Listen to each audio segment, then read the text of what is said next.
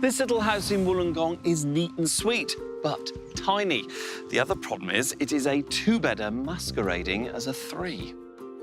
Buyers don't like that kind of deceit, so we fixed up the floor plan by removing the dormitory-like bedroom wall. Now it's a proper-sized third bedroom. The pokey little kitchen certainly feels more spacious. The flat-pack cabinetry is all DIY, paint and everything, so it can be any colour of the rainbow. And Shayna's furniture selection gives the lounge room more breathing space. Outside, the frontage didn't need much work except the driveway. The back garden is where Charlie spent most of his time and budget. I love that Charlie was able to use the timber posts that were already here. He's upcycled them and created this beautiful outdoor entertaining area. A big thumbs up from me.